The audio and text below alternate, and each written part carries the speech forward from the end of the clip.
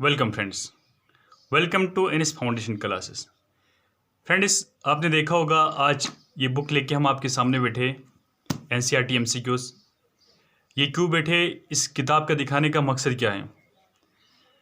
आपने सुना होगा जैसे जब आप सिविल सर्विस की पढ़ाई करते हो तो वहाँ पे कहते हैं कुछ बुक्स को कि बाइबल कहलाई जाती है। जैसे इंडियन पॉलिटी बाय लक्ष्मीकांत, ये बाइबल मानी जाती है सिविल सर्विस की। ऐसे बहुत सारे इकानमी में रमेश सिंह मानी जाती है, बहुत सारे फेमस बुक्स हैं। लेकिन जब जनरल स्टडीज़ की बात आती है तो जनरल स्टडीज़ में हम हमेशा मात खा जाते हैं, क्योंकि हमने हमेशा जब भी स्टार्ट करते हैं प्रिपरेशन तो या हमने डायरेक्टली या स्टैंडर्ड बुक उठाई होती है या एनसीईआरटी पढ़ा होता है, लेकिन एनसीईआरटी को हम कभी कंप्लीट नहीं करते हैं। मोस्टली आप में से बहुत सारे ऐसे कैंडिडेट्स होंगे जो एनसीईआरटी ने कभी किसी ने 6 से लेकर 12 तक एनसीईआरटी कंप्लीट नहीं, क्योंकि ठीक से नहीं पढ़ा होगा, और पढ़ा भी होगा तो उसकी इंटरप्रिटेशन उसको इस तरीके से वो जान नहीं सकता है कि वहाँ से जो मैंने टॉपिक पढ़ा वो क्वेश्चन कैसे बन सकता है। सो ये एनसीईआरटी एमसीक्यू जो है, ये सिर्फ एमसीक्यूज नहीं है, ये पूरा एक तरीके टाइप की किताबें मैं आगे दिखाऊंगा। ये एक तरीके की बाइबल है जीएस के लिए, चाहे आप जेकेएसएसबी एग्जाम्स के लिए प्रिपेयर कर रहे हो, चाहे एसएससी के लिए, चाहे यूपीएससी, चाहे JKPSC, specially for civil service की जो तैयारी कर रहा है उसके लिए मस्ट रिकमेंडेड बुक है।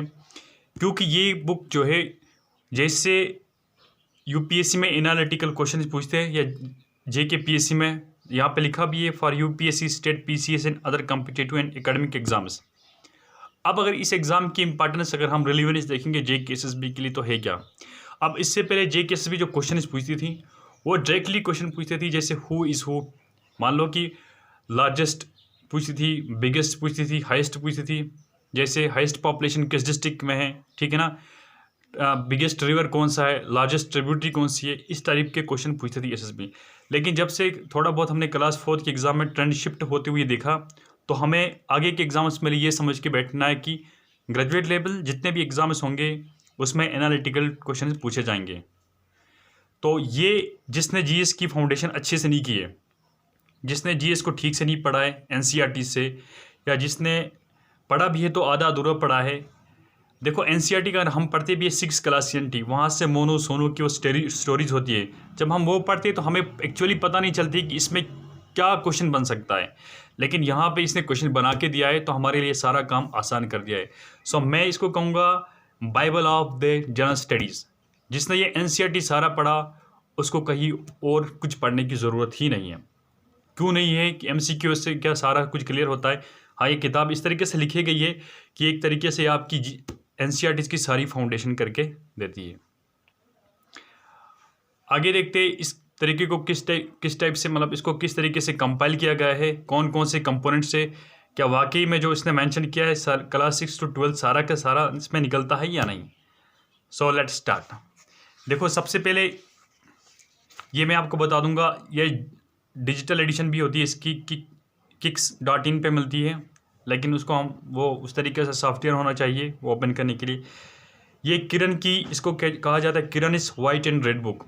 और आप अमेज़ोन में जाके सर्च करोगे, वहाँ पे लिखा होगा, लिखोगे किरण इस वाइट एंड रेड बुक, तो आपको ये बुक मिलेगी। बहुत सारे फेक बुक्स भी होती है, आप ठीक से देखो, जिसका पेपर क्वालिटी अच्छा नहीं होता है और बहुत सारे मिस्टेक्स भी होती हैं। तो इसकी जो लिंक है हमने डिस्क्रिप्शन में दे रखी है, अगर आप परचेज़ करना चाहोगे तो वहाँ से परचेज़ कर सकते हो। सबसे पहले देखेंगे, देखो ये किताब की जो प्राइस लिखा है 625 है, ठीक है ना, 625 है प्राइस। लेकिन अगर जो लिंक से, हमारी एफिलिएट लिंक से अगर आप परचेज़ करोगे तो आपको वो 450 तक मिल जाएगी, ठीक है। अब आगे देखेंगे काम की चीज़ क्या है। सबसे पहले यहाँ पे देखो आप एंशिएंट हिस्ट्री क्लास 6। देखो एंशिएंट हिस्ट्री क्लास 6 के जितने भी चैप्टर हैं, ऐसे नहीं दिया सारे क्वेश्चन, चैप्टर वाइज उठा के क्वेश्चन दिया है। फिर क्लास 11th के एंशिएंट में जो भी आता है, फिर एंशिएंट क्लास 11th का है सारे चैप्टर जितने भी बनते हैं, और कई एंशिएंट है नहीं। फिर ये मेडिवल कौन सी क्लास में स्टार्ट, 7th से। 7th क्लास में जितने भी क्वेश्चन बनते हैं, जितने भी सारे टॉपिक्स से उनके सारे क्वेश्चन। फिर 11th क्लास की जो मेडिवल हिस्ट्री है वो भी, ठीक है। फिर यहाँ पे देख सकते हो आप मॉडर्न हिस्ट्री क्लास 8 की, मॉडर्न हिस्ट्री क्लास 11 के सारे चैप्टर, सारा का सारा ऐसे, या ये ज्योग्राफी है इस तरीके से। फिर यहाँ पे इन्वायरमेंट है, यहाँ पे पॉलिटी है। देखो जब आप यूपीएससी का पेपर उठा के देखो 2020 का, वहाँ पे डायरेक्टली एनसीईआरटी बेस्ड क्वेश्चन पूछे गए, तो वहाँ पे लक्ष्मीकांत से क्वेश्चन नहीं पूछे थे। तो जिन लोगों की फाउंडेशन वीक थी, एनसीईआरटी नहीं पढ़ा था, तो उसके मैक्सिमम क्वेश्चंस गलत हो गए थे, चाहे उसने लक्ष्मीकांत को 10 बार क्यों नहीं पढ़ा होगा। तो आपको ये पढ़ोगे, मैं आगे दिखाऊंगा किस तरीके से क्वेश्चन और किस तरीके से उसका सोल्यूशन दें। फिर इकोनॉमिक्स भी दिया है, साइंस भी दिया है, ठीक है, मतलब सारा दिया है चैप्टर वाइज दिया एमसीक्यूज। फिर देखो अगर क्लास में अगर हम स्टार्ट करते हैं, ये सेवन्थ बीच में रैंडमली मैं कोई भी उठाता हूँ यहाँ से, ठीक है। देखो ये ज्योग्राफी है, ज्योग्राफी मैंने उठाया बीच में, ये सोइल्स है, ये क्लास 11th का है, आप देख सकते हो यहाँ पे लिखा है चैप्टर नंबर 6, ये सोइल्स है। यहाँ पे consider the following relief parent material climate vegetation, which one of the following are factors responsible for formation of soil. कौन कौन से फैक्टर्स है। अगर आपको सीधे क्वेश्चन होता तो आप क्या करते हैं, इस किताब से फिर आपका कोई फ़ायदा नहीं था। लेकिन नीचे लिखा गया है soil is mixture of rock debris and organic material which develop on the earth surface. The major factors affecting the formation of soil are relief parent material climate vegetation and other life forms and time beside this human activities also influence it to large extent. मतलब इन 4 option के अलावा भी इसने बहुत सारा लिखा गया जो फैक्टर्स इन्फ्लुएंस करते हैं फॉर्मेशन ऑफ सोयल के लिए, यानी कि इसका फॉर्मेशन ऑफ सोयल के सारा पता चले कि फैक्टर्स। फिर इसमें नेक्स्ट क्वेश्चन, इसने देखो किया क्या है, इस किताब को इस तरीके से लिखा है, हर पैराग्राफ में जो भी क्वेश्चन बनता था पढ़ते पढ़ते उसने वो क्वेश्चन उठा के बना दिया है, और वो सारा का सारा बना दिया, हर एक चैप्टर का, हर एक क्लास का मैंने आपको दिखाया। फिर नेचुरल हैजार्ड्स एंड डिजास्टर है 11th क्लास का। ऐसे ही मतलब यहाँ पे देखो art and culture 12th class का पहला चैप्टर क्या है, इसमें क्राफ्ट्स इन द पास्ट। फिर पहले पैराग्राफ में या पहले लाइन्स में जो क्वेश्चन बना था इसने डाल के उठाया, फिर वहाँ से वो पूरा पैराग्राफ यहाँ पे चिपका दिया है कि उसका सलूशन क्या है। मतलब एनसीईआरटीज़ जितने भी आपके पास है क्लास 6 से 12 आपको पढ़ने की ज़रूरत नहीं है। आप इस किताब को स्टार्ट से लेकर आखिर तक पढ़ो, आपका सारा काम हो जाएगा। अगर नहीं हो गया तो आप मुझे कमेंट में बोलना कि आपने मिसगाइड किया, इस किताब की कोई काम नहीं है। वाकई में ये किताब जेन्युइन काम है, इसको अभी तक किसी ने डिस्कवर नहीं किया है, लेटेस्ट है, मार्केट में नई आई है। क्योंकि नई चीज़ों में डिस्कवर करना फिर बाद में ये बहुत अपना एक मुकाम बनाती है, पहले कुछ ही लोग इसको डिस्कवर कर देते। जो लोग पढ़ते तो बहुत सारे काफ़ी लोग इस किताब को पढ़ते। आप जाके अमेज़न में लिंक में इसका रेटिंग्स देखना, इसके बारे में कमेंट्स देखना कि जो बायोर्स से क्या कहते हैं। सबसे पहली सेल्फ सर्टिफिकेशन मिलती है, जिसने जीएस नहीं पढ़ा है, जो यूपीएससी देना चाहता है, पीएससी एग्ज़ाम्स देना चाहते हैं, उसको ये अगर एक ही किताब देंगे, बोलेंगे इसी से आपका सारा निकल जाएगा काम, तो उसके लिए तो इससे बड़ी कोई खुशकिस्मती की बात नहीं है। तो ये किताब है, मस्ट रीड बुक है, मस्ट रिकमेंडेड बुक है। सारे चैप्टर्स है, सारे क्लास है 6 से 12, यानी कि मैंने दिखाया आपको, ये सीधा क्वेश्चन नहीं है रैंडमली उठा के कहीं से भी, चैप्टर वाइज है, पैराग्राफ वाइज है, स्टार्टिंग से लेकर एंड तक।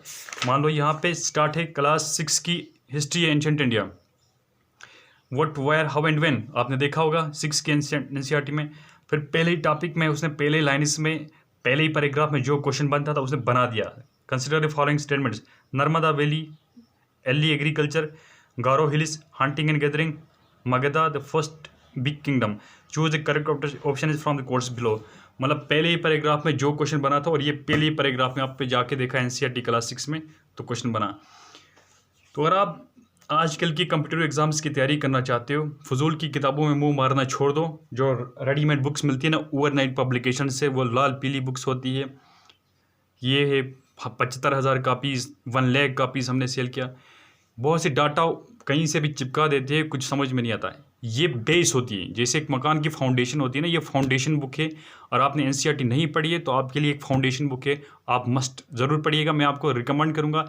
इसलिए ये वीडियो मैंने आपके लिए हट के बनाया है, ताकि हमारे जो एस्पिरेंट्स, ये बहुत सारे एस्पिरेंट्स हैं जो स्ट्रेटजी होने के बावजूद, टाइम मैनेजमेंट होने के बावजूद रॉन्ग सिलेक्शन ऑफ मटेरियल करके कहीं से भी पीडीएफ उठाते, कहीं से भी कुछ भी 4-5 किताबें पढ़ लेते हैं, तो उनका काम नहीं बनता है। जैसे मैं आपको फॉर एग्जांपल मैं दिखा दूंगा, यहाँ पे मेरे पास JNK की कुछ बुक्स हैं। देखो यहाँ पे ये JNK की है, ये खलील पब्लिकेशन। यहाँ पे JNK है विशाल, ये JNK विजन की। इन तीनों में इतना डिफरेंस है, इतने मिस्टेक्स है ना, मतलब ये पता नहीं फेसबुक से उठा के कॉपी पेस्ट किया है, कहाँ से क्या किया, कुछ समझ में नहीं आता है। तो ये जो होता है ना सॉलिड, जो फाउंडेशन होता है ना, फाउंडेशन को कभी वीक होने मत देना, फाउंडेशन अच्छा कर लेना, आपका जीएस का एक क्वेश्चन गलत नहीं हो जाएगा, ये मैं गारंटी देता हूँ। इसकी जो लिंक है अमेज़ोन की मैं डिस्क्रिप्शन में दूंगा, वहाँ से जाके आप परचेज कर सकते हो। बाकी आप इसके पहले रिव्यूज़ देखना यूट्यूब में, अगर इसने किसी और ने चढ़ा इसके बारे में सब कुछ जान लेना। और आपको लगता है इस किताब की हमें ज़रूरत है तो आप इसको ज़रूर खरीदिएगा। उम्मीद है आपको वीडियो अच्छा लगा होगा। अपने दोस्तों के साथ ये ज़रूर शेयर करना, उसको भी लिंक शेयर करना, उसको भी बता देना कि बुक अमेज़ोन में आ गई है, आप खरीद सकते हो। Thank you.